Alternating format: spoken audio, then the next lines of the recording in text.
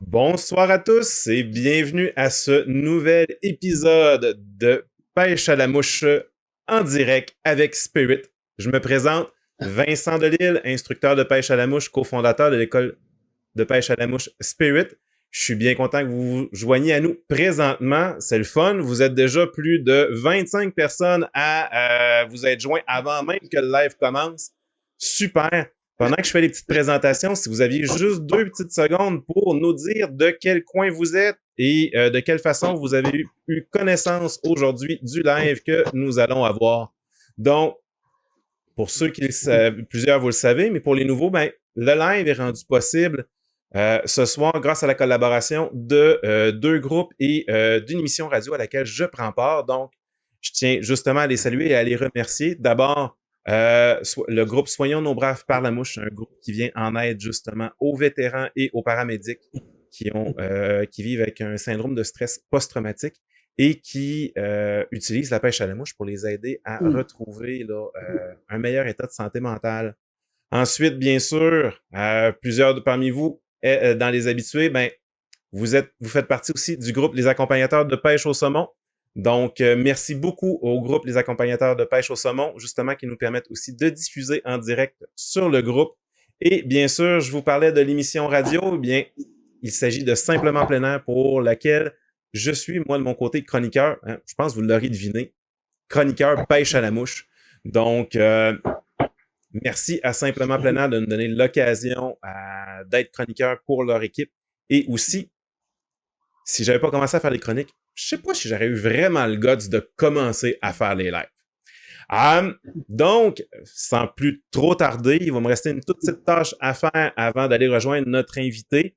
Mais vous êtes nombreux à justement vous joindre et vouloir entendre mon invité, Jean-Pierre Martin, fondateur du centre de formation Je pêche à la mouche, un instructeur et l'un des doyens justement au niveau de l'instruction de pêche à la mouche ici au Québec. Mais juste avant d'aller rejoindre Jean-Pierre, ben, je ne sais pas sur quoi vous l'écoutez ce soir, mais en plus d'être live sur Facebook, on est maintenant aussi live sur YouTube. Donc, si vous voulez vous installer les 2 pieds sur le pouf, vous avez une TV intelligente avec l'application, ben, allez vous installer sur votre TV, partez YouTube, et puis vous allez pouvoir nous avoir directement en direct, votre téléphone dans la main si vous voulez passer un commentaire. Si vous êtes sur votre téléphone, sur votre ordinateur, c'est pas compliqué. Puis que ça vous intéresse de pouvoir être alerté de nos prochains événements aussi live, eh bien, c'est pas compliqué. Juste ici en haut, là, vous avez la petite cloche ou le casier. La cloche, c'est vraiment pour avoir les alertes au niveau des lives. Le petit casier, c'est pour vous abonner et liker la page Facebook de Spirit. Et puis, bon, sur votre ordinateur ou des fois sur votre téléphone, il y a probablement aussi un petit carré qui est apparu. Recevoir toutes les notifications. Gênez-vous pas. Donc, et puis surtout, dans les liens, vous avez aussi les liens pour la page de Jean-Pierre Martin. Donc, à un moment donné durant le show ou à la fin du show, n'oubliez pas d'aller jeter un petit coup d'œil aussi sur sa page Facebook, y donner un bon pouce pour pouvoir le suivre aussi, parce que voir quel scoop à nous donner à soi, en plus de nous aider à défaire quelques mythes en lien avec le lancer. Hey Jean-Pierre, comment ça va? Ça va très bien. Merci de te joindre à moi D'abord, ce merci soir de et d'avoir accepté l'invitation. l'invitation. Mhm. Good. Là, j'entends plein de commentaires déjà rentrés. J'ai un petit bug. Oh, Là, je vois des lives. Je les vois pas. Laissez-moi 30 bon. secondes. Ah, good. Euh, donc, je vais quand même te laisser 2 secondes, mais sacrifice, on a du monde d'un peu partout. Je prendrai le temps de te dire d'où vient tout notre monde. Mais Jean-Pierre, j'espère que je t'ai pas trop insulté en t'annonçant comme doyen au niveau des instructeurs de pêche à la mouche ici au Québec. Mais si tu peux juste nous faire une Euh, petite histoire de où te vient cette passion-là, puis comment t'as développé. Parce que tu as une approche qui est quand même particulière, puis à laquelle on finit par se rejoindre, même au niveau du parcours. Mais j'aimerais ça te laisser quelques instants là, pour que tu puisses nous en glisser un mot. ouais, ben, j'ai toujours été attiré par la pêche. Quand j'étais jeune, on pêchait pas chez moi. Alors, quand j'ai eu l'âge adulte, j'ai dit, j'attends plus après personne, je m'y mets. J'ai commencé au lancer léger, mais la mouche, ça m'a toujours attiré. Donc, rapidement, j'ai passé à la pêche à la mouche. Et puis, je suis plutôt du genre passionné dans la vie. Quand j'aime un sujet, j'aime ça aller à fond. Alors, je me suis impliqué dans la pêche en mouche. Puis, j'ai toujours donné des cours, j'ai toujours enseigné. Euh, tu parles de doyen, c'est la première fois que j'entends parler de ça, mais je vous dis, j'assume, parce qu'effectivement, ça fait 50 ans que je donne des cours. J'ai commencé, j'ai enseigné les arts martiaux pendant 25 ans. 25-30 ans à peu près, j'ai enseigné l'aviation, j'ai enseigné la voile, j'ai enseigné plein d'affaires. L'aviation? Eh oui, c'est dans une des parties de ma vie, c'était ça. Mais finalement, puis aussi, le lien avec tout ça, c'était le mouvement. L'organisation corporelle, j'ai toujours fait ça. J'ai découvert la méthode Feldenkrais en 1985 et je me suis impliqué là-dedans. Et puis, le lien entre l'organisation corporelle et lancer à la mouche, ben, c'était pour moi évident. Alors, c'est pour ça que finalement, j'ai développé une approche un petit peu peut-être différente de ce qu'on entend régulièrement. Mais moi, j'avais un principe, c'était que si je veux apprendre quelque chose, là, je m'étais posé la question, c'est qui le meilleur au monde là-dedans? Les meilleurs au monde. Puis j'ai dit, c'est avec ces gens-là que je vais aller travailler. C'est pour ça que j'ai plus de 25 stages de perfectionnement en Europe, aux États-Unis, avec les gens que je considérais comme les meilleurs dans le domaine. Puis ben, aujourd'hui, ben là, je suis rendu à l'étape là, de faire la synthèse de tout ça, puis de transmettre mes connaissances. Mais j'ai toujours autant de plaisir à donner des cours, autant d'initiation. Ben, je te dirais, pour avoir de la J'aime chance. ça. Oui, non, vas-y, continue. J'aime ça probablement, puis ça, tu comprends ça. J'aime ça parce que j'aime apprendre. Et c'est en enseignant qu'on apprend le plus. Alors, le jour où je ne serai pas intéressé, je vais arrêter d'enseigner probablement. C'est ce qu'un de mes mentors aussi m'a dit. Le meilleur moyen d'apprendre, c'est d'enseigner. Oui. Je sais pas c'est qui, toi, qui te l'a dit. Mais le premier à me l'avoir dit, la journée où j'ai commencé à rêver juste de devenir meilleur à la pêche à la mouche, surtout avec les projets de voyage que je pouvais moi-même avoir de mon côté, eh bien, il m'a dit, ben, Vincent, c'est pas compliqué. Si tu veux apprendre, donne donc des cours. C'est un peu contre-intuitif au départ. Au début. Tu sais, il faut pas commencer avec beaucoup de prétention, comme un autre de mes mentors, plus au niveau des affaires. Et ne pas finir avec beaucoup de prétention non plus. Ah, non, c'est drôle, on en a de moins en moins. Il y a un grand philosophe qui disait, plus on apprend quelque chose, plus on se rend compte qu'on ne sait rien. Ouais. Juste avant de continuer, on a encore beaucoup à savoir. Yes, je voudrais juste faire des salutations. On a encore beaucoup à savoir. Je voudrais juste faire les salutations à tous ceux qui se sont joints à nous. Sérieux, je pense que tu étais très attendu. On est déjà de plus de 50 à écouter le live ce soir. Donc, sérieux, gang, merci beaucoup de vous joindre à nous. Et on est écouté d'un peu partout au Québec. Tout à l'heure, je pense que tu m'as entendu faire mon petit appel pour savoir là, d'où est-ce qu'on était écouté. Donc, on a un de nos habitués, Simon Malenfant, il est de la région de Bécomo. On a Saint-Côme, on a Laval, on a Pont-Rouge, Port-Neuf, Lanaudière, bien sûr Québec, Saint-Basile-le-Grand, Mont-Saint-Hilaire, Saint-Hubert. C'est les États-Unis, mais ça viendra dans un autre. Il va falloir que je pratique un peu mieux mon anglais. Chicoutimi. Donc, j'ai quelqu'un qui vient de dire que ça l'a coupé. Donc, j'aimerais juste... Oh my God. Je viens de comprendre pourquoi j'ai quelques sauts tout le monde. Bon, vous me direz, gang, si jamais il y a des problèmes importants, je pensais que je m'étais mis dans mon câble Internet et non, malheureusement, je suis en mode Wi-Fi. Si je dis à mon ordinateur de passer au mode dans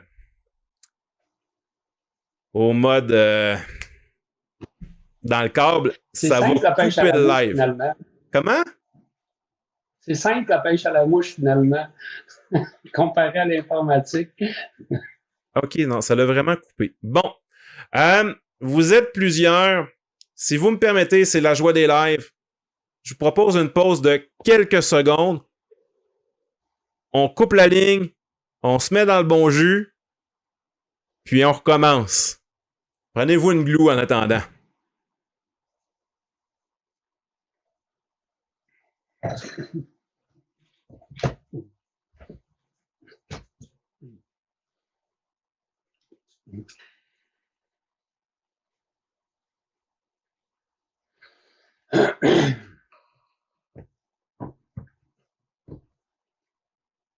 Je m'en excuse, Jean-Pierre. Regarde, pas de quoi. Là. OK, tout le monde, on est de retour. Je m'en excuse. J'avais lancé un live et il y a eu un bug dans les destinations. Je me suis retrouvé sur des groupes que j'aurais vraiment pas dû, puis je suis pas revenu sur les pages qu'il aurait fallu.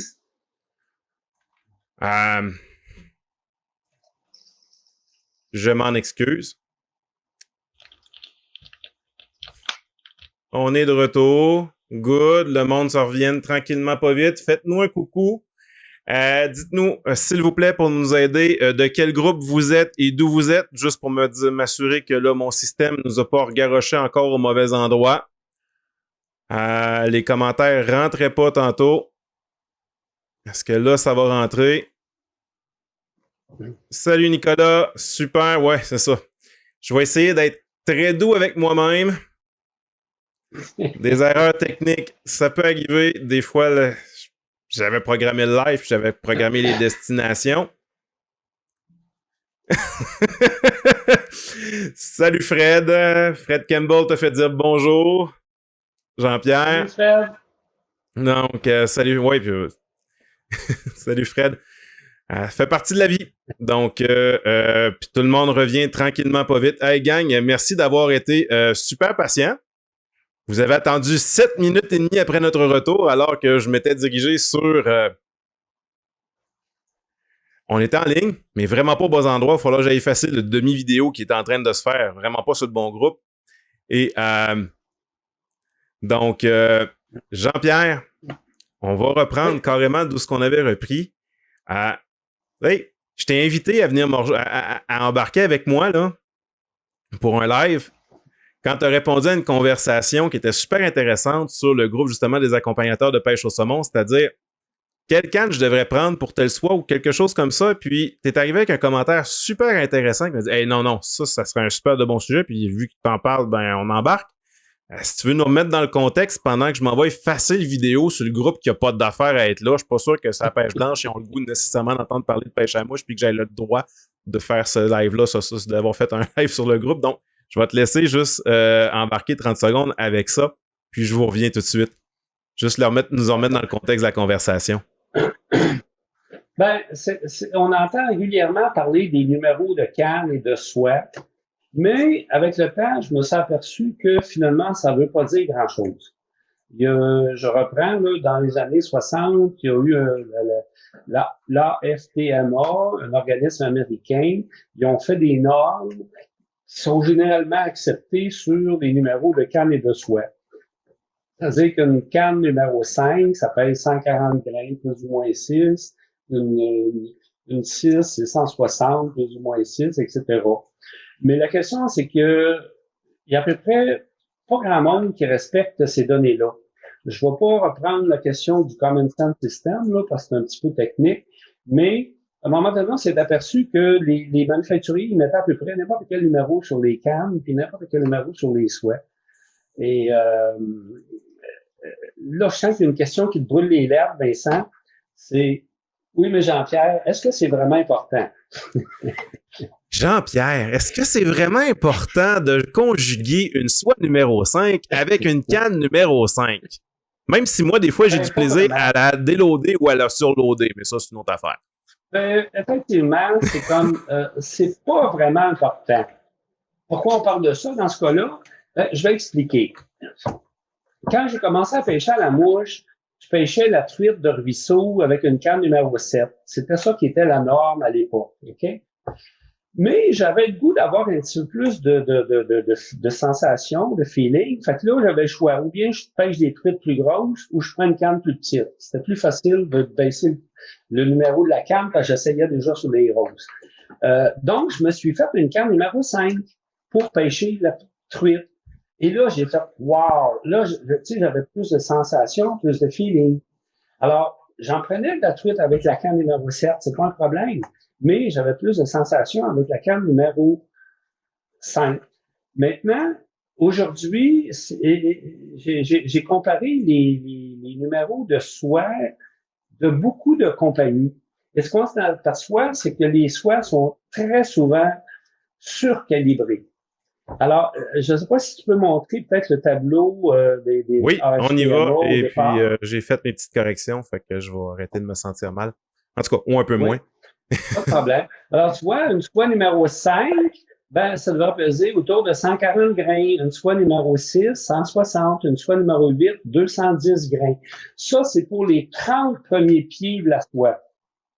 Il y a un 6 pouces qui n'est pas calculé au début pour attacher le bas de ligne, mais les 30 premiers pieds suivants, en théorie, ils devraient peser ça pour le numéro de canne.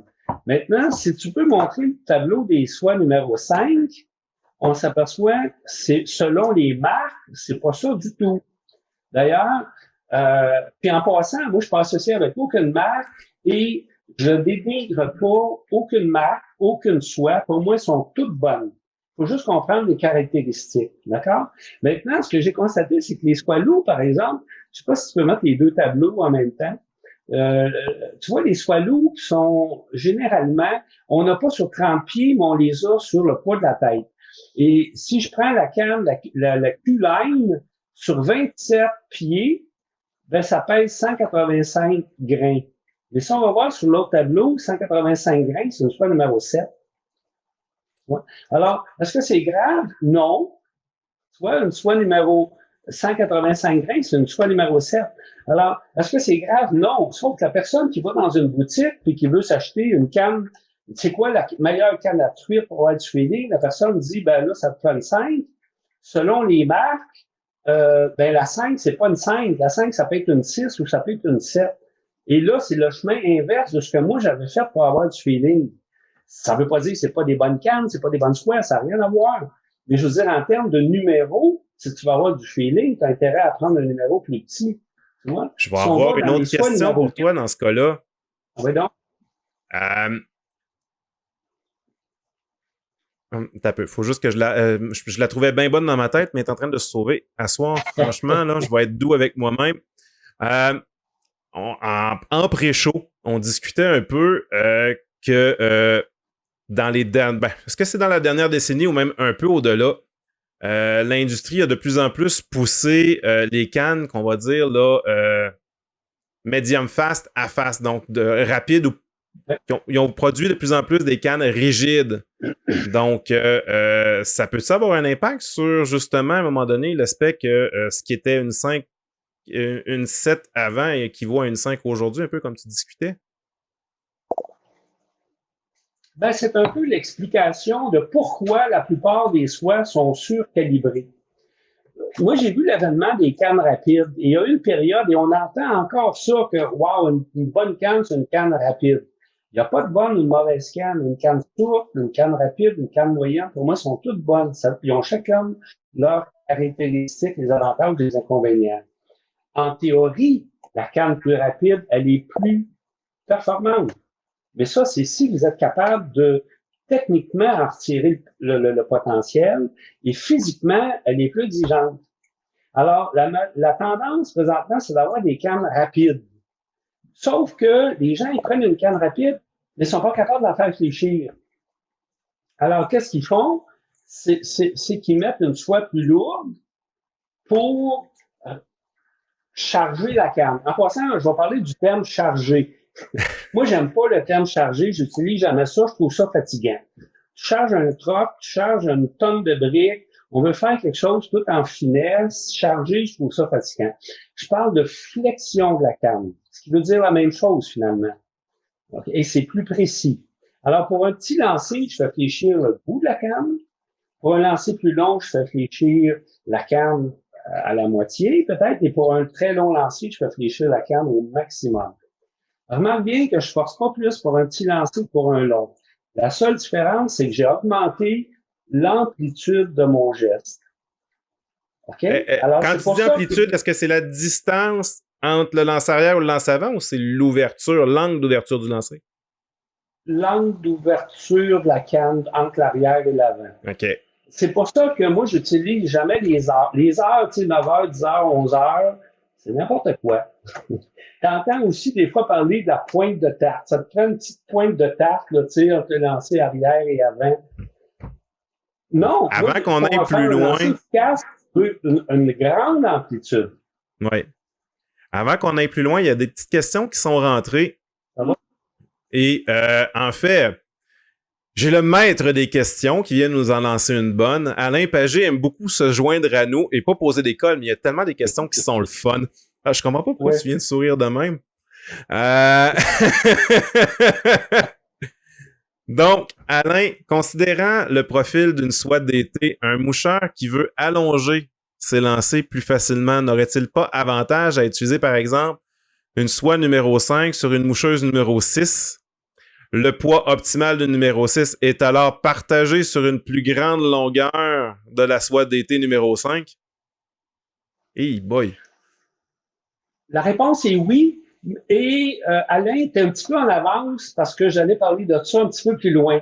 OK. Ben, Alain, reste à l'écoute. On va en reparler, effectivement. C'est important. C'est important. Alors, moi, je parlais des angles. Tu vois, pour un bon lancer, j'aurais intérêt à avoir l'angle le plus grand pour accélérer. Donc, je commence la canne en bas. Je sais pas si on voit bien. Je commence la canne en bas et ensuite, je vais arrêter ici. Pour le lancer arrière, si je fais des longs lancers, j'ai intérêt à aller chercher l'espace en arrière puis arrêter là. Alors, ce qui est important... Okay. Fais une pause, on va la refaire, celle-là, puis je te mets en plein écran. Je te remets en plein écran pour qu'on puisse voir vraiment le mouvement comme il faut, OK? D'accord. Celle-là, je l'avais pas préparée, mais là, on va te voir comme il faut. Voyons, c'est pas moi que je veux voir, c'est toi que je veux voir. Good. Fait que là, on est en pleine largeur. Vas-y, recommence. Tu sais, les heures, pour moi, ça tient pas là. Oui, pour des petits lancers, mais pour un lancer ordinaire, je veux commencer la canne le plus bas possible, près du sol. J'accélère progressivement jusqu'ici. Donc, ça, c'est, on veut pas, mais entre le bas, attends, je vais trouver la solution, là. Entre le bas, parce que moi, je m'en vais à l'envers, c'est pour ça. Mais je te règle ça, Tiens.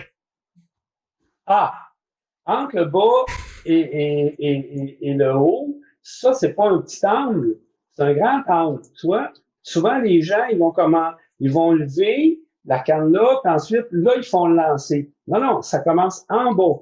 Donc, ça, c'est un très grand angle. Oui. Moi, j'ai tendance à dire... J'ai tendance à dire qu'on part, si on a exécuté notre lancer arrière, la canne va se retrouver parallèle au sol. Oui. Puis exécuter un lancer là, pour pouvoir lancer la soie le plus haut possible, là, en direction plus de la cime des arbres que pour que la loupe, pas pour que la loupe soit parallèle au sol, mais soit vraiment davantage un peu dans un angle un peu ascendant, on va dire ça de même. Oui. Puis pour la même chose, pour le lancer avant, ben, pour faire des longs lancers ou des lancers performants, j'ai intérêt à grandir. Pourquoi? J'ai une plus grande amplitude pour accélérer. Mais tout ça, c'est pour dire que les angles et les pointes de tarte, là, c'est pas vraiment important, là. Mais là, on est dans l'aspect lancé. Correct. Non, mais c'est bien correct. Écoute, on en aurait pour 6 heures, là. Mais là, si on revient au niveau des numéros de soie, yes. Effectivement, là, je vais redonner pourquoi je vais expliquer la tendance à avoir des soies plus lourdes.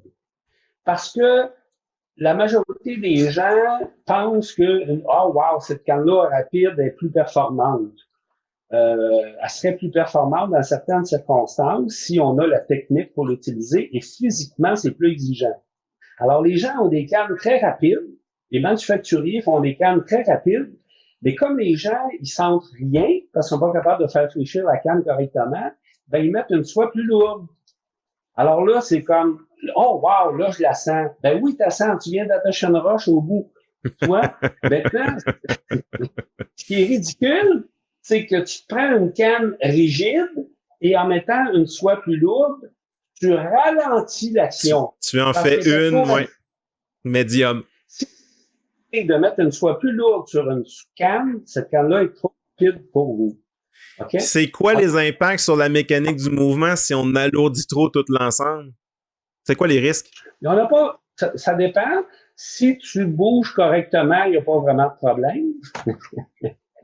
Si tu te sers juste du bras pour lancer comme la majorité des gens, ben c'est d'ouvrage. Mais si je reviens à ce que je disais tantôt, tu vois, moi j'ai passé d'une soie 7 à une soie 5 pour avoir plus de feeling.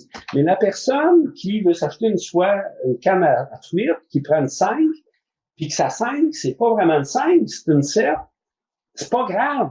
Mais elle a moins de feeling. La même chose pour les cannes numéro 8. Tu sais, on dit bonne canne pour le saumon, c'est une 8. Si tu as une vraie 8, puis en passant, je dis pas que ces soies-là sont meilleures que d'autres, là, mais si tu as une soie 8, par exemple, qui va respecter les normes, ben, elle a un certain poids. Mais une autre marque, ben, c'est 2 numéros plus élevés. C'est plus une 8, c'est une 10. Tu vois? Ben, ici, sans dénigrer, donnons un exemple. L'exemple que tu as utilisé justement dans la conversation Facebook qui nous a amené à jaser, c'est, puis il n'y a aucun dénigrement, c'est les faits. Moi, j'ai pris les informations sur les sites des manufacturiers. Tu sais, ce que tu expliquais, parce qu'il y avait un questionnement par rapport aux cannes loop puis aux soies loop aussi. Une canne numéro 8 loop, si on se fiait au code AFC, le code. Le AFTMA, bon. Ben, ça équivaudrait à une soie numéro 10. Une 10. Oui, effectivement. Donc, si on a une canne numéro 8 qui est un peu plus proche de la numéro 8 puis qu'on met la soie loop, exemple, par-dessus, ben, c'est comme si on venait de mettre une soie numéro. C'est comme si on venait de surloader, donc elle va être moins rigide. Oui, exactement. Tu viens de ralentir ta canne. Alors, le fait de mettre une soie plus lourde, ça va ralentir l'action de la canne, mais aussi, si tu trouves que ta canne est trop souple, tu as intérêt à diminuer le numéro de soie, ta canne va devenir plus rigide. C'est pour ça que je fais une affirmation, on peut lancer à peu près n'importe quelle soie avec n'importe quelle canne. C'est pour ça que c'est pas vraiment grave si le monde respecte pas ces normes-là. Là, quand je t'ai dit ça, j'ai un mini côté sceptique sur une petite affaire, là, quand même. On va se dire une chose, là, tu me diras si je dis des niaiseries, là.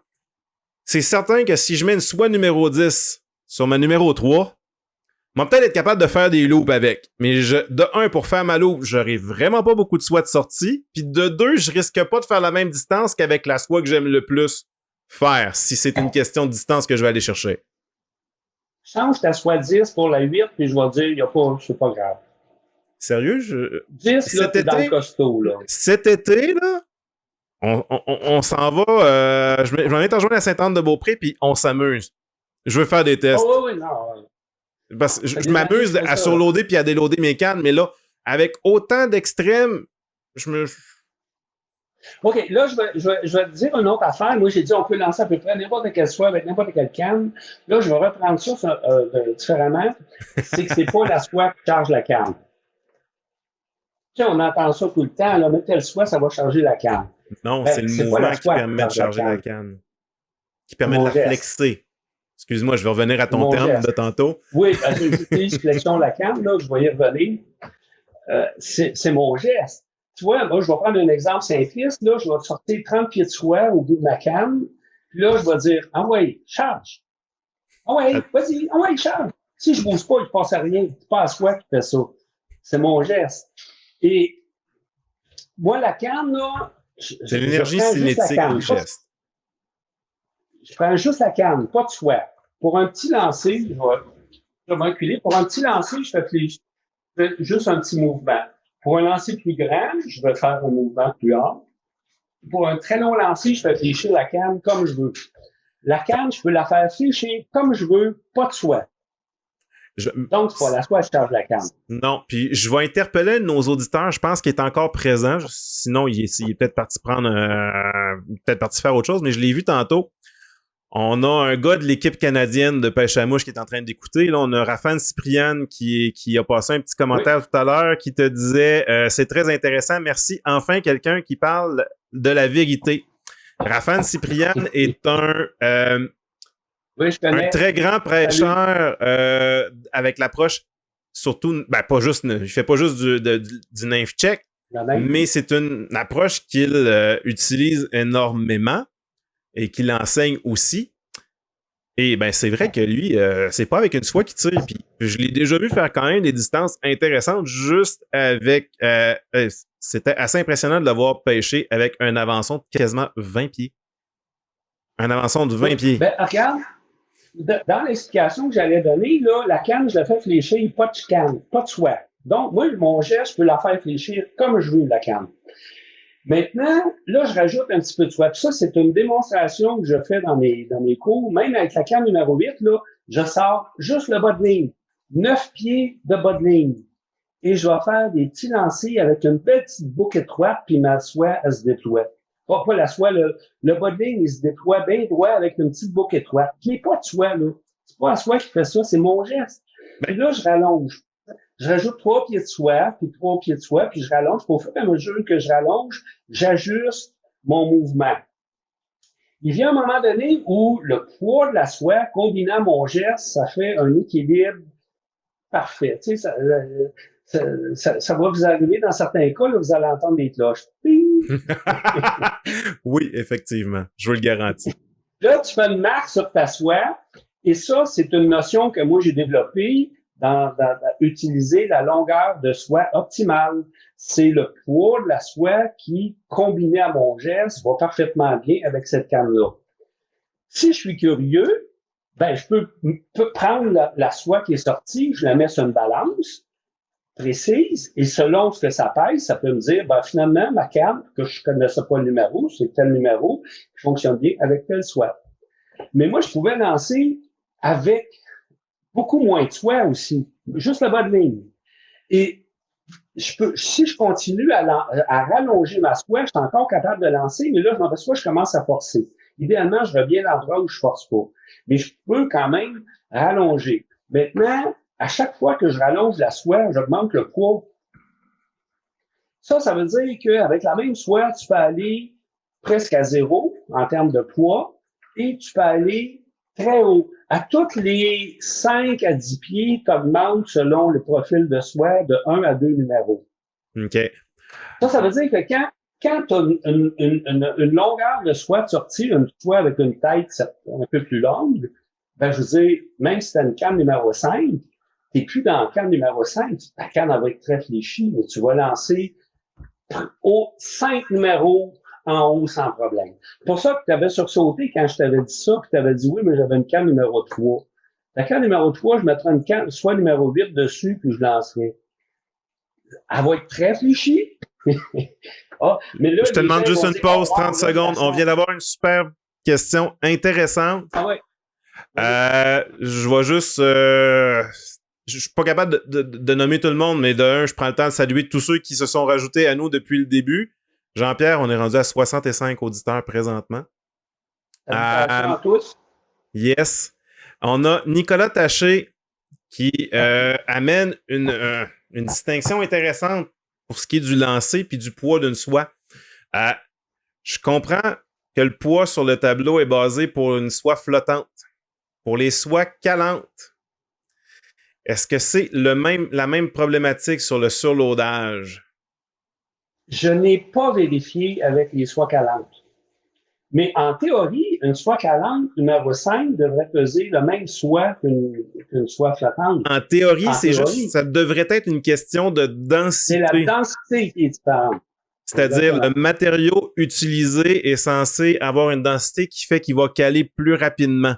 Mais techniquement, il devrait avoir fait les calculs puis avoir organisé la construction, si on veut dire, le schéma de la soie, là, pour que ça ait une longueur spécifique et que le poids soit réparti sur, normalement, les 30 premiers pieds. On sait qu'il y a plusieurs profils qui vont varier, des fois, par contre, entre 20 Puis je sais que dans les diapositives que tu m'as données, on va même avec une Mastery qui, je pense, les Mastery ont même des têtes de 50 ou 60 pieds. C'est ça. 68. Ouais, c'est ça. On peut en parler. Ben, même peut avant en d'aller dans parler. Mastery, je te dirais, avec ce que tu étais en train de dire quand je t'ai coupé, le meilleur exemple de soi pour surloader toujours de 1 ou 2 points supplémentaires à chaque shoot, c'est la double taper. Oui, moi, j'adore les soies double fuseau. Pourquoi il y en a les presque soies double plus? fuseau. Comment? Ben, il y en a presque plus. Et si tu veux montrer la vidéo de double fuseau versus Wet Forward. Non, c'est pas le bon, Bon, désolé. Ouais, je viens de c'est faire pas grave. disparaître. T'es où? Ah, il est là. OK, là, Non. on va parler d'un autre mythe. Good. L'autre mythe, c'est que souvent, je m'en rappelle pas, on en a parlé peut-être tantôt, avant ou après, là. Tu sais, on entend des fois les doubles fuseaux sont meilleurs pour la présentation. Ben, ça n'a absolument rien à voir. Ce qui est important, c'est le fuseau avant. Maintenant, vous voyez, il y a une ligne verticale après le fuseau de la Wet Forward. Et si je regarde ce qui est en avant, souvent, moi, j'avais une soie, la GPX, là, qui ont changé pour un autre modèle, mais il la faisait en deux, soit en double fuseau ou en Wet Forward. Mais les 30 premiers pieds sont exactement pareils pour les deux soies. Donc, on peut pas dire que la double fuseau est meilleure que pour la présentation. Puis même que la soie, il y avait un modèle qui était à la XPS, si je m'en rappelle bien, et il faisait la même soie en double fuseau qu'en Wet Forward, et j'ai jamais compris pourquoi, mais le fuseau avant, la Wet Forward, était plus long que celui de la double fuseau. Dans ce cas-là, c'était la Wet Forward qui, en théorie, avait une présentation plus délicate. OK? Alors ça, c'est pour dire que OK, donc ce qui va avoir vraiment un impact sur la présentation, ce qui a vraiment un impact sur la présentation, c'est pas le belly, c'est le front taper. La longueur du front taper qui va vraiment avoir un impact sur la... fuseau avant. Okay. Maintenant, on entend des fois que la Wet Forward est meilleure pour faire des lancers de distance parce que le poids est plus concentré en avant. Il n'est pas plus concentré en avant. Si je regarde les deux soies, les 30 premiers pieds sont pareils. Évidemment, ça peut varier là, selon différents modèles de soie ou de canne, là. Mais en théorie, si je prends 30 pieds, 9 pieds de canne, 9 pieds de bottling, je lance à 50 pieds, il n'y a pas de différence. La différence entre les soies Wet Forward et les soies double fuseau, c'est que la soie double fuseau, si je veux lancer très loin, je dois faire des faux lancers parce que comme le diamètre est plus gros, il y a plus de friction et je peux pas faire sortir 20, 30 pieds de soie d'un seul coup. Donc, je dois faire des faux lancers pour lancer avec la double fuseau. Jean-Pierre, de là, probablement, le mythe du fait que le weight forward est plus facile à faire de la distance. Tu viens de le dire. Il y a une question de friction qui demande une préparation pour le lancer final, peut-être un peu plus au niveau du double taper, alors que le weight forward, à un moment donné, il y a un peu moins de friction à cause du running line.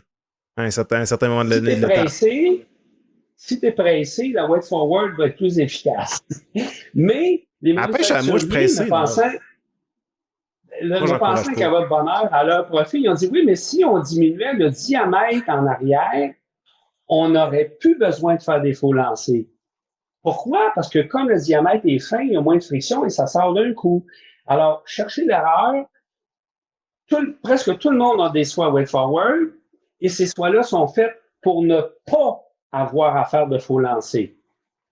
Maintenant, tout le monde fait des faux lancers. Pourquoi? Parce que tu prends un cours de pêche à la mouche et qu'est-ce qu'on fait? On te montre à faire des faux lancers. Cherchez l'erreur. Moi, l'objectif que je donne à mes élèves, c'est d'en faire le moins possible. Le moins, c'est combien? Le moins possible. Si tu es capable de te rendre à un seul, c'est un seul. Mais... Ben, la base, ça devrait être la base, un seul. Mm-hmm. Par contre, des fois... Ça devrait être la base, un seul. Au maximum, là, un. Moi, je m'amuse à faire de la distance aussi, tu sais. Puis, je m'amuse à le faire sans faux lancer et idéalement, pas idéalement, mais je vous dis quand ça me tente, un faux lancer. Et les soies sont faites pour ça. Mais pour les gens qui aiment les faux lancers, la soie idéale, c'est la weight forward. Mais qu'est-ce que tu fais, comme tu disais tantôt? Moi, j'ai une double fuseau numéro 5 et je la mets sur ma soie, ma canne numéro 8. OK? Pourquoi? Parce que je peux en avoir plus long sans avoir le problème d'override qu'on va parler tantôt. Et avant de continuer... Et avec la soie numéro 5 sur ma canne numéro 8, je tiens les 90 pieds dans les airs. Et si j'avais une 3 ou une 4, ça serait encore plus facile. On a eu 2 questions qui sont rentrées pendant qu'on discutait. Oui.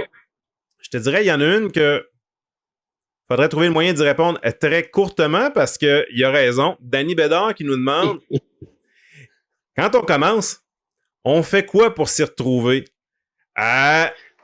Tu me diras si je dis des niaiseries. Moi, le conseil que je donne quand on commence, c'est de un, c'est pas sur la canne qu'il faut investir le plus. Si vous avez la chance de pouvoir en essayer quelques-unes, vous allez trouver une action qui vous plaît le plus. Mais ensuite, c'est de vous rendre dans votre fly shop pas trop loin, puis d'aller essayer. L'avantage d'un fly shop, c'est que vous avez accès, peut-être pas à toutes les soies qu'ils ont, mais à plusieurs qu'ils ont en magasin. Puis, malgré la face que le vendeur pourrait vous faire, vous pouvez même vous autoriser à essayer 3 fois la même soie. Un point plus haut, un point plus bas, puis le point de votre canne. Puis après ça, vous y allez avec celle-là avec laquelle vous vous sentez le plus à l'aise. C'est le meilleur moyen. C'est certain qu'après ça, il y a d'autres considérations. Des fois, regardez, ça va aller avec la question que Alain posait. C'est quoi les considérations aussi à prendre en compte pour s'ajuster selon le type de mouche qu'on envoie, c'est-à-dire le poids que la mouche va avoir. Hein. C'est certain que si je pêche avec une mouche si je pêche avec un chat mort, excusez-moi l'expression, pour nos pêcheurs de mosquées où je veux essayer puis je veux faire mes premiers pas, exemple, pour le brochet puis que ça me tente de pêcher avec une mouche de 10 pouces, il y a des considérations à prendre pour le poids ou la soie, le type de soie utilisé. Puis là, je te vois, fait que je vais arrêter de dire des choses puis je vais te laisser la place. Il y a deux points. Premièrement, je suis totalement d'accord avec toi sur ce que dit aller dans une boutique, mais moi, je mettrais ça en deuxième. Le premier, c'est aller donc prendre un cours avec un instructeur compétent. Et après ça, vous magasinerez.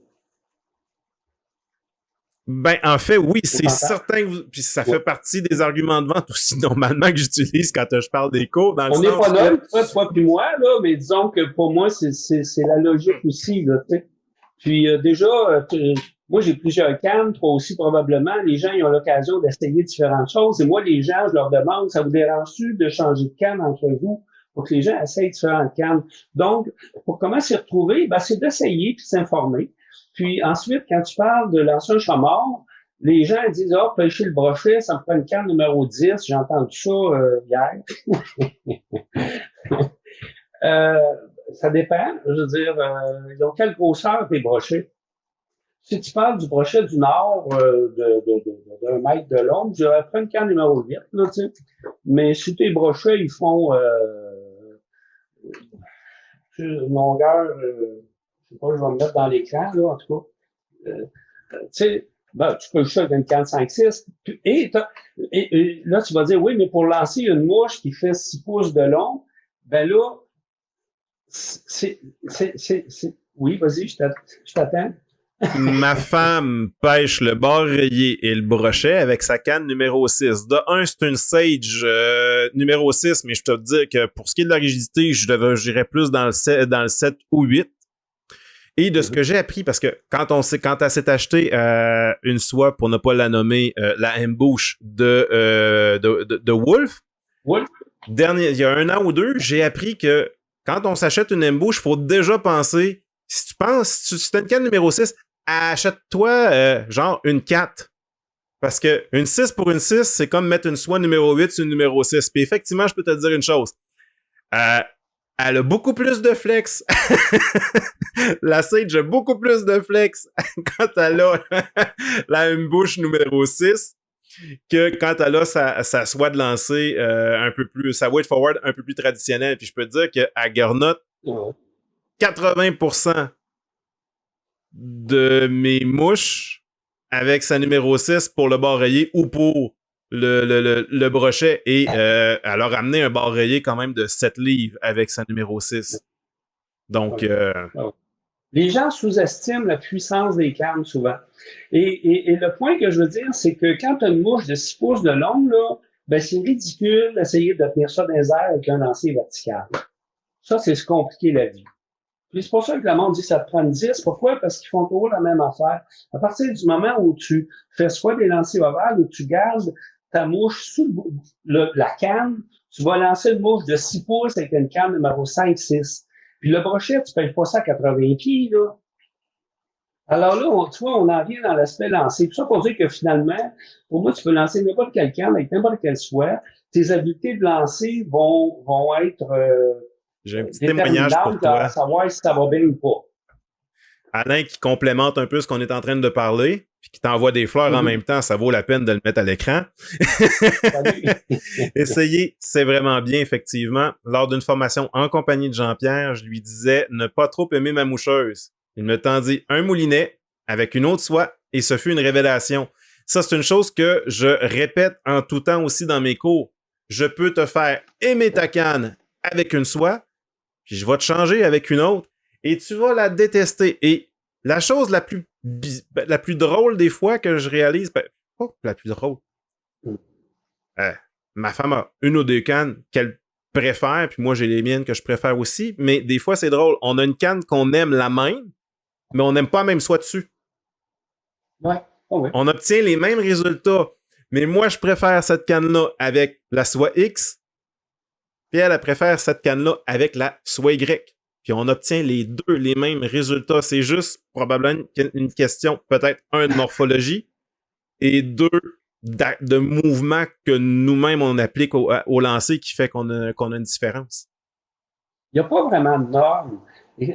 Écoute, moi, j'ai une canne, là. J'adore cette canne-là. Un bon pêcheur, là, quand il l'a essayé, il voulait me l'acheter. Puis, au forum de Granby, à un moment donné, je faisais des lancers, et là, il y a une autre personne connue qui est un très bon lanceur.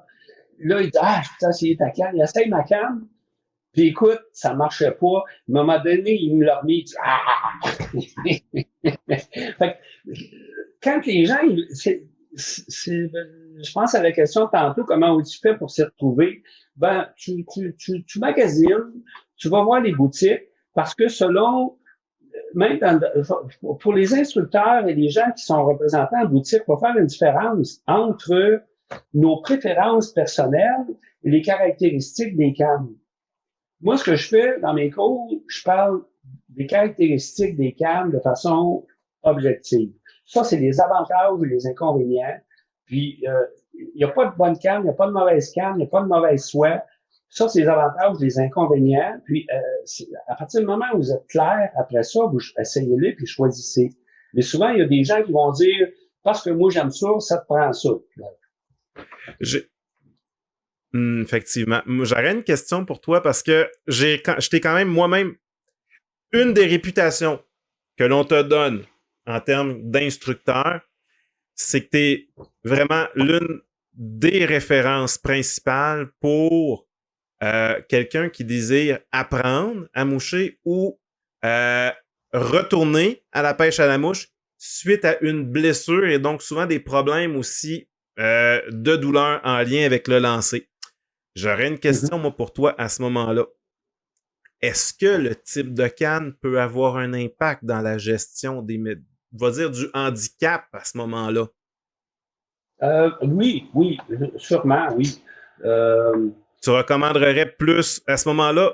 Encore là, je sais que ça peut être différent pour tout le monde, mais moi, mon premier réflexe à moi quand je fais face à une situation comme celle-là, plus souvent qu'autrement, ça a été d'amener quelqu'un sans aller vers une action complètement lente. J'ai réussi, puis les personnes ont été beaucoup plus satisfaites quand je les ai ramenés vers une action qui était au moins modérée parce que la personne doit apprendre à flexer la canne et ne pas la battre. Donc, vraiment, apprendre le mouvement qui va faire que la canne va faire sa job de propulsion. Oui, la majorité des gens, je regarde lancer, la canne ne travaille pas.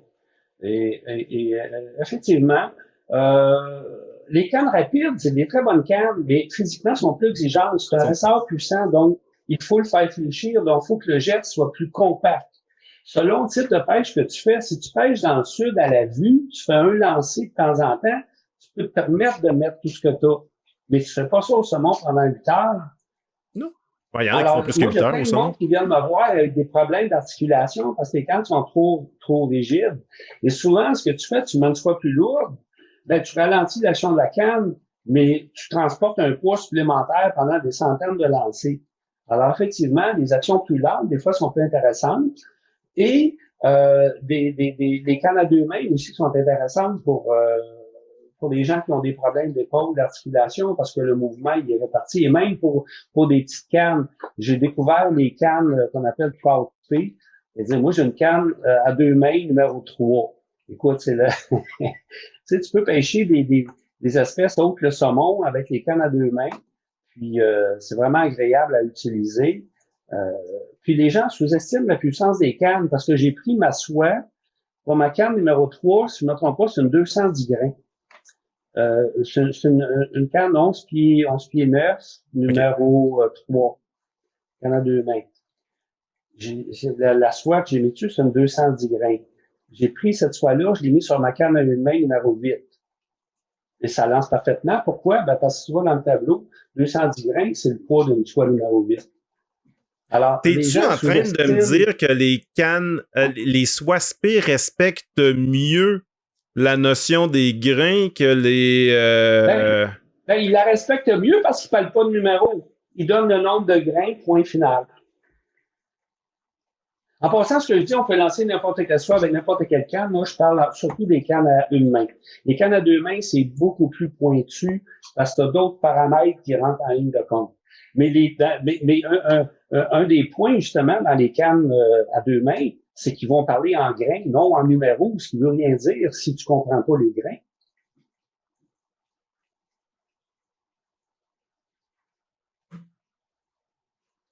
C'est un fait. On n'a pas fait le tour de la question, là, mais... Non, c'est un tout autre... c'est un tout autre sujet. Excuse-moi, j'étais en train de regarder quelque chose parce que j'ai Alain Pareil qui m'a envoyé un message en privé, mais par rapport à une soie. Ben oui. Il voudrait te montrer un profil en particulier. Fait que je vais aller le downloader. C'est une soie d'été dont il voudrait poser une question. Donc, je vais aller la chercher. Je l'ai en 3. Est-ce qu'elle se fait en 8? Genre, il y a-tu d'autres compagnies? OK. Regarde, je l'amène. Puis, Alain, écris-moi ta question sur le live pour que je puisse la mettre en ligne puis vraiment pas dire de niaiserie puis la lui faire lire comme il faut puis je m'en vais le télécharger en même temps. Parce que c'est une des... On va parler de la notion d'overhang peut-être. Oui, ben regarde, je t'amène sur ta diapo d'overhang de commencer, puis moi je vais aller chercher en même temps là, ce qu'il m'a envoyé. Ça te convient? Ça. Oui. Alors. Laisse-moi 30 secondes parce que ton overhang, il faut que je mette ta super de belle canne à mouche visible. Ben oui, j'ai dessiné une canne à mouche là, après la Forward. Non, mais mes habiletés sont pas toujours dans le lancer, là. Sont pas toujours dans le dessin, sont plutôt dans le lancer, là. Alors, la notion d'overhang, il y a beaucoup de gens qui ignorent ça. Et c'est quoi la notion d'overhang? L'overhang, c'est la distance qu'il y a entre le fuseau arrière d'une soie et l'extrémité de la canne. Plus cette distance-là est longue, plus ça devient compliqué de lancer. OK? Moi, le mot overhang, j'ai pas de traduction française, j'ai cherché. Et la meilleure image que j'ai trouvée, c'est le décrochage de la soie. Techniquement, là, je fais appel à ma vie de pilote. C'est qu'un avion qui décroche, il perd sa portance et c'est comme tu n'as plus de contrôle dessus. Ça n'a aucun rapport avec ce qui se passe avec une soie, mais en termes d'image, pour moi, c'est ça. C'est-à-dire que les gens, ils ont des soies à double fuseau, et là, ils font des lancers, puis là, ils rallongent, puis à un moment donné, ils tombent dans l'overhang. Et le petit fil a pas assez de masse pour que l'énergie transfère à la tête de la soie. Au lancer léger, là, si vous avez 12 pieds de fil de sortie ou entre votre leurre, vous n'êtes pas capable de lancer. C'est exactement le même phénomène. Alors, l'overhang, c'est vraiment une distance limite. D'ailleurs, dans les soies spé, les soies aujourd'hui, ils sont faits souvent en 2 couleurs. Et il va y avoir un changement de couleur au fuseau arrière pour vous montrer de justement ne pas trop dépasser cet espace-là. OK. Alors, l'overhang, meilleur tu es, plus tu peux étirer ça un petit peu. Plus tu peux en Maintenant, les gérer, mais... compagnies, le fuseau arrière est très important. C'est pour ça que les doubles fuseaux, tu n'as pas le problème d'overhang. C'est pour ça que tu peux en avoir long dans les airs. Et l'overhang aussi, pour faire des amendements, c'est plus compliqué. Ouais, puis, ben oui, moi, j'utilise la notion... Quand j'allais l'expliquer, j'utilise un peu la notion de levier. Dans le sens où on a un levier qui est constant dans le double taper, donc qui aura tout le temps aussi la même force, tu sais, la même capacité de résistance, la même capacité de transmettre de l'énergie. C'est parce que c'est comme si je suis en train de construire un patio, puis j'en fais une partie avec un 6x6, puis je demande à un 2x4 d'être aussi rigide, de transmettre la même énergie ou de soutenir la même capacité que le 6x6. Non, ça marche pas. Mais les manufacturiers sont pas fous. Ils ont dit, oui, mais si on allongeait le fuseau arrière, on va retarder le moment où l'overhang va faire foirer l'affaire. C'est pour ça que si tu sors la vidéo, pas la vidéo, mais l'image de la soie Mastery Expert Distance. Laisse-moi 30 secondes. Pour ça que je l'ai mis là. Alors, les soies qui sont faits pour faire de la distance, vous voyez, le fuseau arrière est très long. En passant, la différence, c'est pas énorme avec une soie double fuseau. Alors, le fuseau arrière est très long, justement, pour retarder le moment où l'overhang va faire foirer le lancer. Mais je vois ça souvent, les gens, ils lancent, ils rallongent, ils font des faux lancers, là, ils tombent dans l'overhang, ça tire, ça pompe, ça pousse. Ça peut pas marcher, c'est pas fait pour ça. Les soies wet forward, surtout si le fuseau est court et la tête est courte, c'est un coup. Terminé. Mais ça, ces soies-là, pour ceux qui aiment la distance, ou les faux lancers, plutôt, c'est intéressant. Maintenant, moi, j'en ai une. J'ai la Mastery Expert Distance numéro 6. Et qu'est-ce que je fais? Ben, je la mets sur ma canne numéro 8. Pourquoi? Ben, parce que, comme j'en ai long, ben, le poids, la canne n'est pas surchargée. Ben non. La canne n'est pas surchargée. En passant, si jamais ça te tente de faire un test là, pour la FFI, là, où il faut que tu tiennes la soie dans les airs, là, ben, tu prends un double fuseau, 2, 3 numéros en bas, tu vas tenir 60 pieds dans les airs comme si tu avais 30 pieds. Mais ça, c'est entre nous. Là. L'examen, tu as juste le droit de le passer avec une soie. Fait que, mais ouais, une chose à la fois. Oui, ben la même fois, tu peux faire, tu diminues, puis que cette soie-là, tu vas faire une petite boucle étroite, là, large de même avec une pointe, là, tu peux faire tout ça avec ta main droite, c'est impressionnant. Là, j'ai tout récupéré les éléments pour la question de Alain. Donc, je vais montrer à tout le monde. Il me reste juste à aller la chercher. Alain est un bon ami, une bonne connaissance et il y a une question en lien justement avec une soie de type des double taper. Donc, je vais...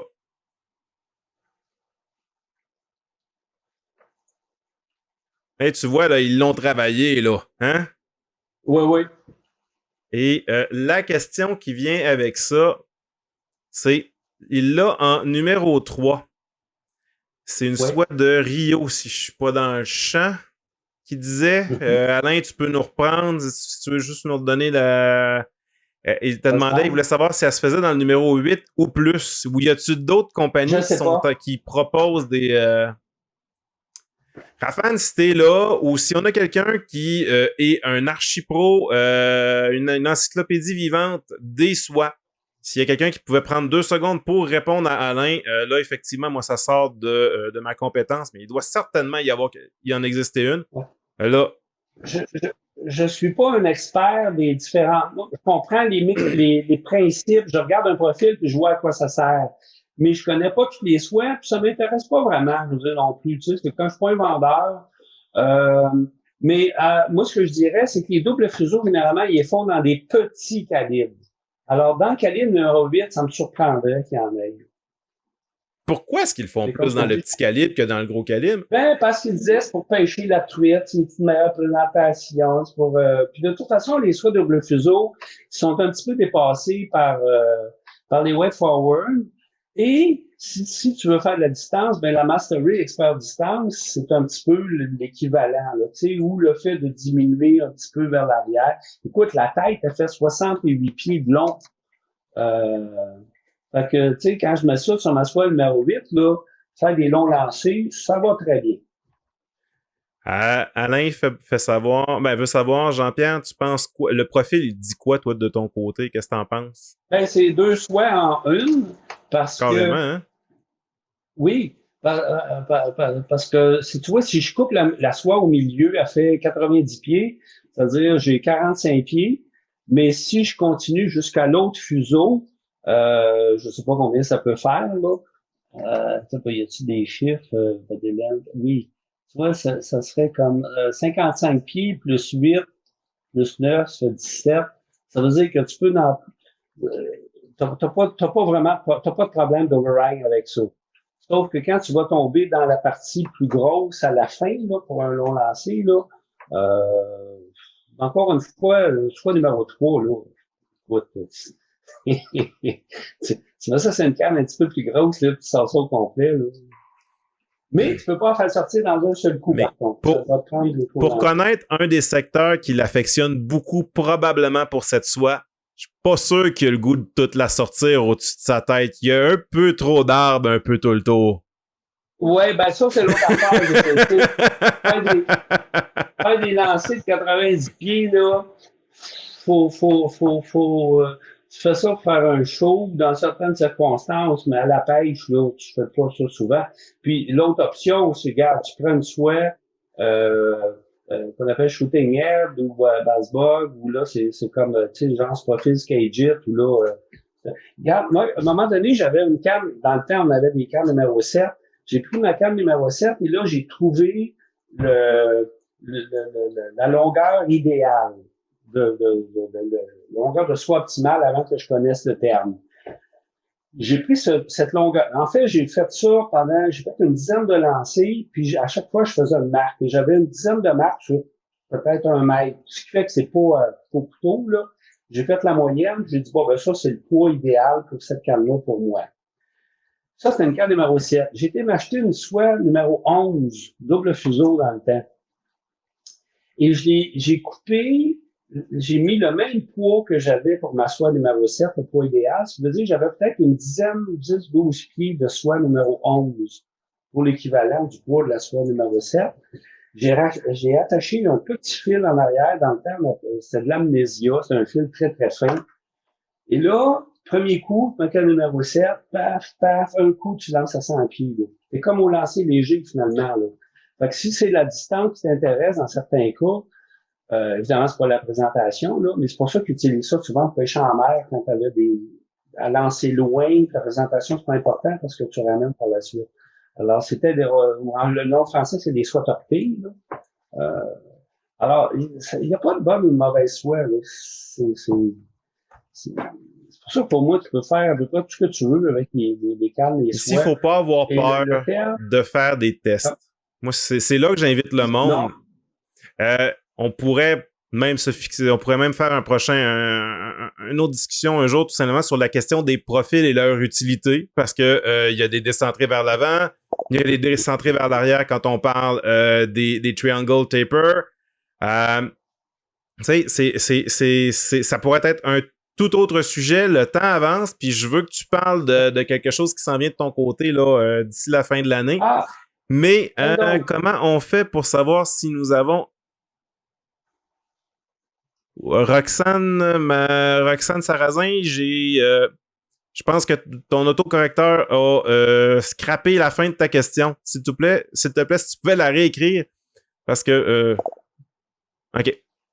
Merci. Comment on fait pour savoir si on a la bonne soie avec la bonne canne? Sarah, comme on disait, ici, c'est pas tant la bonne soie avec la bonne canne que c'est de s'assurer que la soie que tu utilises, elle a une bonne, elle a la bonne longueur et elle te permet aussi trouver la longueur. Oui, vas-y. Trouver la longueur où ça va bien lancer. Exact. Ouais, où on n'a pas besoin de forcer. Et en passant, si on arrête de serrer à poignée, ben là, on va sentir beaucoup plus. Ça, c'est effectivement, des petits trucs. Alors c'est par... je suis d'accord que moi aussi, je l'ai expérimenté. Tu sais, tu changes une soie sur une canne, tu vois que c'est un autre monde. Là. Ah, ben, Tu la changes de canne devient complètement profil. différente. Ça va. Oui, oui. La Maintenant, il y a bonne une soie pour question la plus bonne. personnelle là-dedans aussi. La bonne soie pour la bonne canne, ça va être surtout la soie qui te Il permet n'y a, d'atteindre pas de réponse l'action avec laquelle précise tu es pour la tout le plus à monde. l'aise avec ta canne.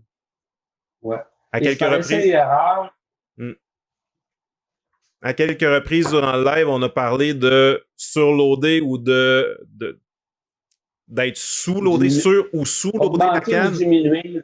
augmenter ou diminuer par rapport à la canne comme telle. Puis c'est là que tu vas vraiment découvrir, puis découvrir où se situe ton plaisir le plus intéressant, puis où ce que tu te sens, surtout j'utilise le terme plaisir, mais c'est où tu te sens le plus efficace dans ton lancer.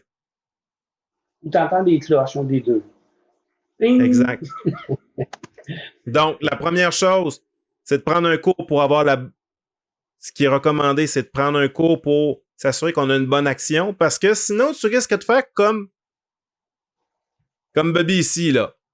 Mes 3 premières années, là, j'ai été la caricature du gars qui fait le con.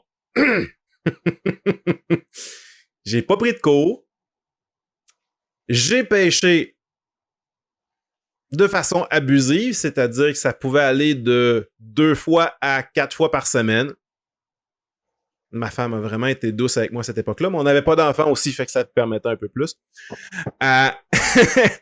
Sauf que le problème, comme on disait tout à l'heure, de un, je battais ma canne, donc j'y allais trop vite, j'y allais trop fort, mes arrêts étaient trop brusques, et je n'utilisais pas le flex, donc je répétais trop aussi, je me séchais les dents. Tout ça ensemble, là, je me suis ramassé avec une tendinite ou, comme mon médecin m'a dit, tu pêches à la mouche, mais je pense que je vais te dire une chose. T'es plus poqué qu'un joueur de tennis. Mm. Je me suis fait un tennis elbow à faire tout croche. Alors que ce que moi et Jean-Pierre, on peut vraiment donner un bon coup de main, c'est donner un cours, te permettre d'avoir l'action, d'avoir le bon mouvement, la bonne mécanique de lancer, qui va te permettre après ça de découvrir la canne et la soie avec laquelle tu vas être le plus à l'aise. Puis c'est ça, on est en mesure de faire essayer différentes actions, différentes soies, puis des fois, plus souvent qu'autrement, des fois, ce que j'ai fait, moi, avec, puis comme Alain Pagé-Paré, des fois, je vous mêle tout le temps, il y a juste une lettre entre vous deux. Comme Alain disait un peu plus tôt, Jean-Pierre lui a fait adorer une canne pour laquelle il commençait à avoir des doutes juste en changeant la soie. Donc, si tu as la chance de pouvoir faire des essais de soie puis que tu as eu la chance d'avoir un cours aussi ou de le faire pendant un cours, tu vas voir, des fois, ça peut faire le jour et la nuit. Jean-Pierre, j'ai dit quelque chose? On entend souvent, moi j'ai entendu ça souvent, dire à pêche à la mouche, faut pas forcer. Non. Moi, c'est pas ça que je dis. Moi, c'est pas ça que je dis. Moi, je dis, vous n'êtes pas obligé de forcer. C'est pas pareil. Mais si vous voulez forcer, il n'y en a pas de problème. On peut vous montrer comment forcer efficacement. Mais tu sais, il y a des gens, des jeunes, là, 20, 30, 40 ans, sont dans la force de l'âge. Waouh, ils aiment ça mettre de l'énergie. Moi, je ne vais pas arriver et dire arrête de forcer. Tu sais, un enfant, ça court pour le plaisir de courir. Un jeune cheval, ça saute pour le plaisir de sauter. Il y a une satisfaction aussi à se défoncer. Tu sais, si tu fais du sport haut de gamme, là, je m'excuse, mais si tu vas pas à la limite, tu y réussiras pas. Alors, moi, je dis pas, c'est pas un problème. Si tu veux forcer, on peut te montrer comment forcer correctement, par exemple, avec l'ensemble du corps. Mais, si ça te tente pas de forcer, t'es pas obligé. Exact. Parce que le gros risque avec la pêche à la mouche, c'est que de un, avec ce qu'on voit souvent aussi à la TV, même dans certaines émissions, on voit le monde faire beaucoup de faux lancers. Jean-Pierre dit, son objectif, c'est que vous en fassiez pas. Moi, j'ai toujours dit, je veux vous amener à en faire le moins possible parce que c'est avec l'expérience qu'on finit par ne plus en faire non plus. Mais le corps, il y a une chose que le corps déteste, c'est la répétition. Et ce qu'il déteste encore plus, c'est comme ce que votre humble serviteur a déjà fait, trop de répétitions mal faites. C'est pas la répétition le problème, c'est de les faire de façon incorrecte. Là. Ben, C'est ce que j'ai. Ouais. C'est ce que je disais. T'sais, on peut en Vraiment faire, mais pas. moins on en fait, moins il y a de risque de blessure. Parce que 8 Ouais. heures de pêche au Et c'est saumon, pas là. nécessaire, les soies sont faites pour ne pas avoir à en faire. Exact. Les soies pour ça, ils sont tirés du marché. Et ça, tu vois tout le monde des soies forward. Je veux dire, moi, je comprends pas. Je veux dire, tu fais un cours de lancer à mouche, on te montre à faire des faux lancers. Mais qu'est-ce que tu fais? Tu penses quand tu arrives à la pêche, tu fais des faux lancers. C'est l'image que les gens ont. Puis, c'est le fun de faire des faux lancers. Mais je veux dire, si tu veux pêcher, si tu veux pêcher efficacement, non.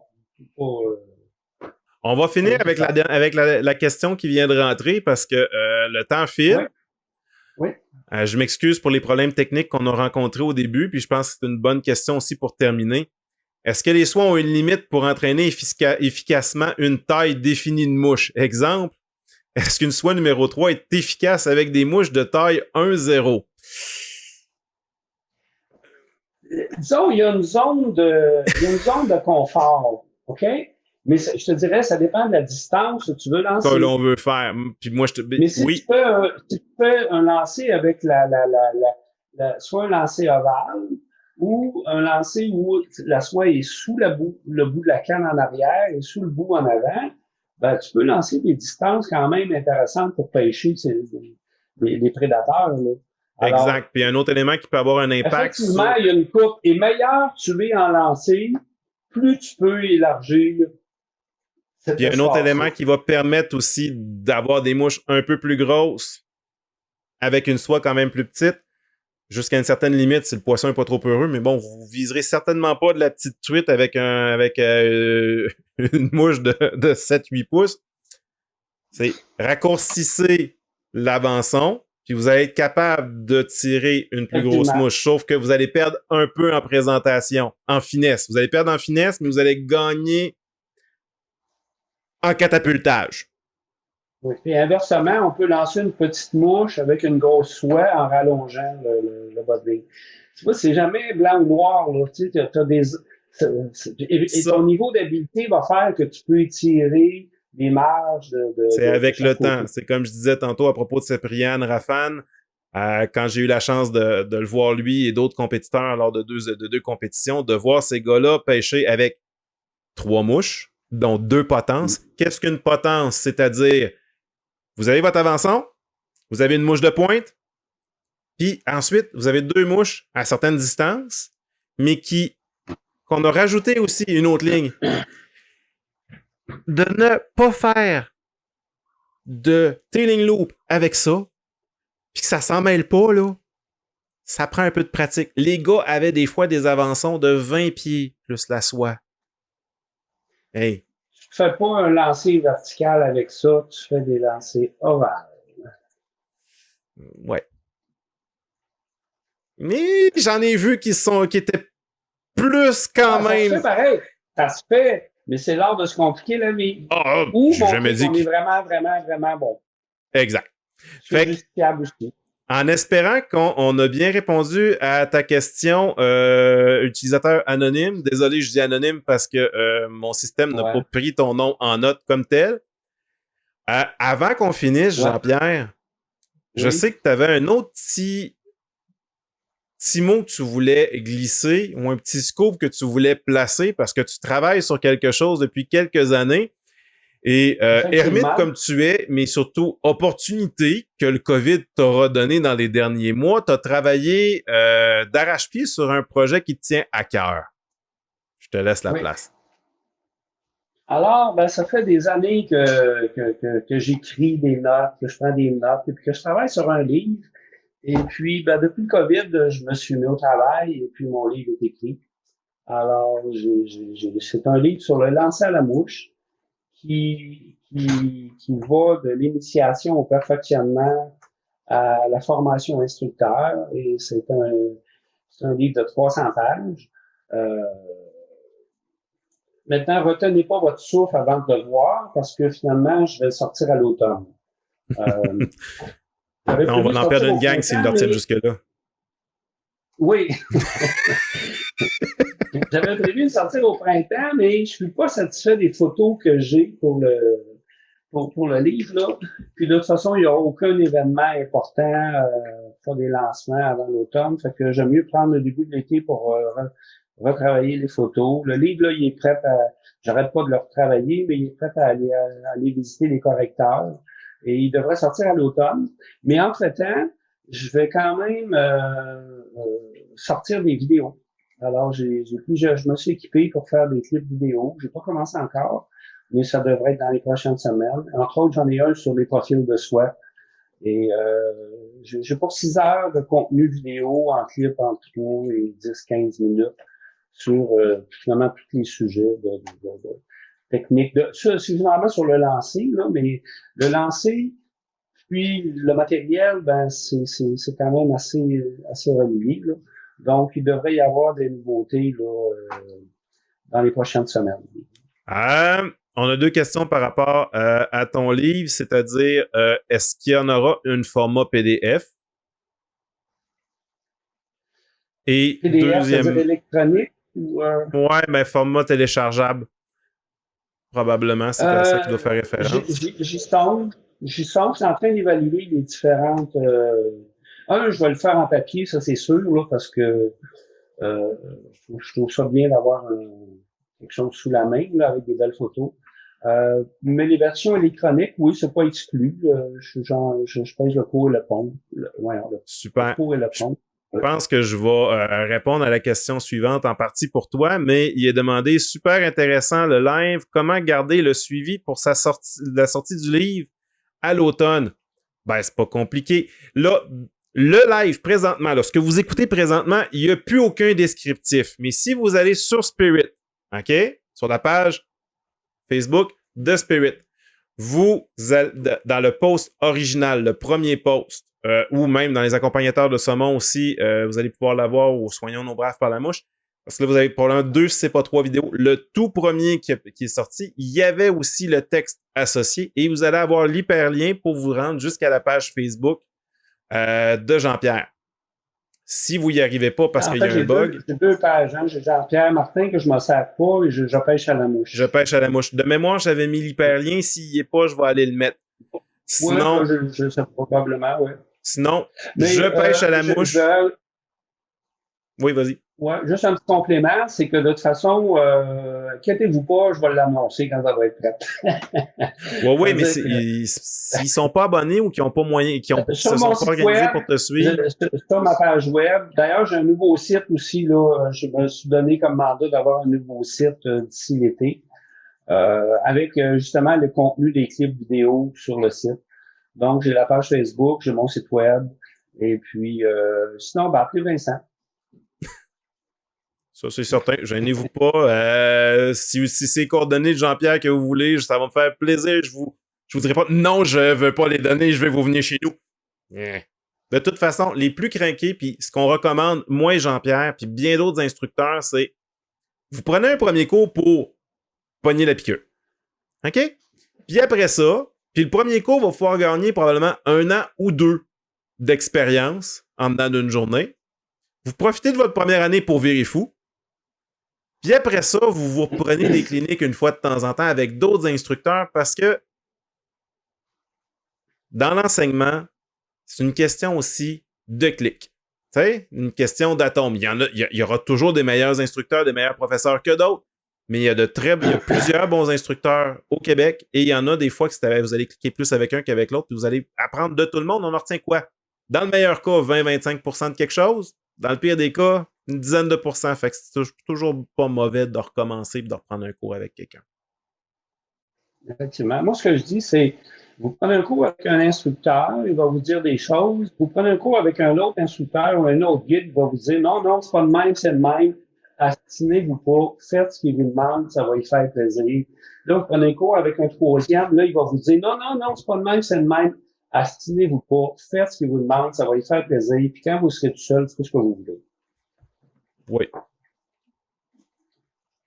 C'est un fait. Quoique, moi, quand quelqu'un me dit qu'il s'est fait dire quelque chose, je dis bon, OK, il y a plus qu'une façon. Puis si toi, ça fonctionne, puis moi, ce que la personne qui m'a mis au défi d'enseigner m'a dit, c'est il n'y a pas de mauvaise façon d'exécuter un lancer, il n'y a pas de mauvaise façon de pêcher, il y a celle-là qui te convient le mieux.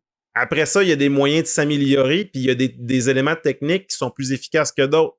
Mais au bout de la ligne, après ça, l'essentiel, c'est de trouver un confort puis d'aller chercher ce qui te permet d'avoir le plus de plaisir. Ouais.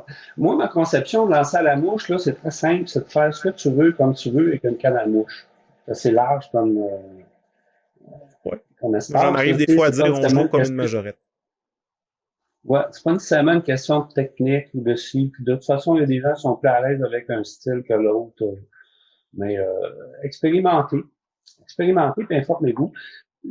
Aujourd'hui, les informations sont disponibles sur Internet. Malheureusement, c'est souvent beaucoup en anglais. Et souvent, les choses se recoupent beaucoup.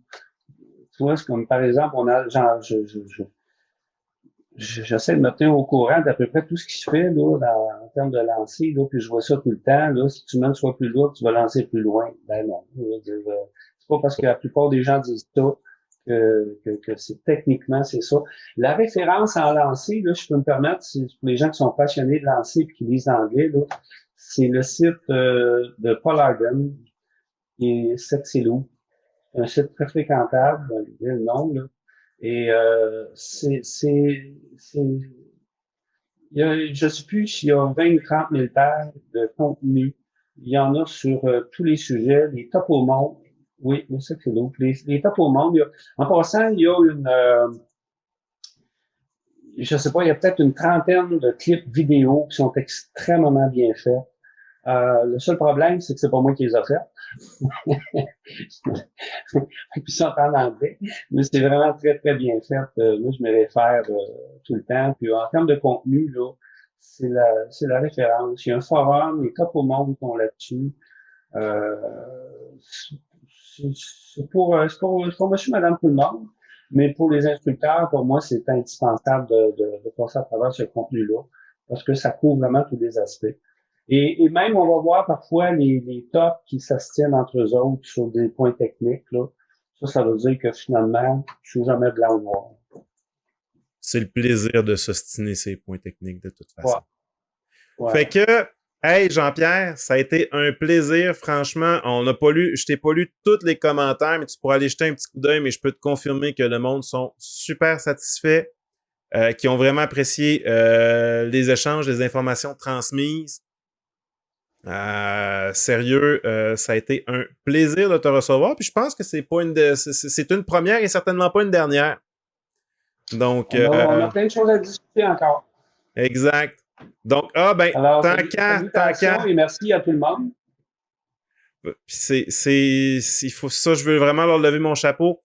Denis Pronovo qui nous écrivait, c'est un des responsables Oui, justement du groupe les accompagnateurs de pêche au saumon. Présentement, pour leur communauté, ils sont en train de faire une levée de fonds. J'aurais peut-être dû en parler au début, mais en tout cas, je le fais maintenant. Et pour y arriver, ils offrent présentement un concours, l'achat de billets. Et il y a des prix de ouf à gagner, dont effectivement une formation avec Jean-Pierre, une formation aussi avec moi, une quantité astronomique de mouches. Je pense qu'il y en a qui s'en achèteront peut-être même jamais autant dans leur vie. Donc, allez faire un tour sur le groupe des accompagnateurs de pêche au saumon. Abonnez-vous au groupe. Ça va y Jean-Pierre, moi, je suis pas le plus actif sur les réseaux sociaux à part le mien, mais on est toujours là à garder un petit œil ouvert, puis justement à fournir des informations supplémentaires. Puis il y a plein d'autres personnes qui sont généreuses de leur savoir et de leur connaissance là, sur ce groupe-là et sur plusieurs autres. Je te dirais que là, je sens que oui, moi j'ai fait mon tour. Jean-Pierre, un gros merci. Merci Sauve-toi pas. encore. On raccroche la ligne, mais je te raccroche pas la ligne au nez. Et OK. puis, pour ceux qui sont encore là, j'aurais dû l'annoncer au début. Le prochain live, c'est samedi, la semaine prochaine. On reçoit une artiste peintre qui va nous faire une toile d'une scène de pêche live. Donc, Geneviève Poix, c'est une artiste québécoise qui est vraiment trippante à voir aller. Et j'ai quelques invités qui vont se rajouter aussi au travers. Là. Et il y a la chance de gagner la reproduction de la toile qui va être faite. Donc, sur ça, tout le monde, bonne fin de soirée et à la semaine prochaine. Merci Jean-Pierre. Merci tout le monde.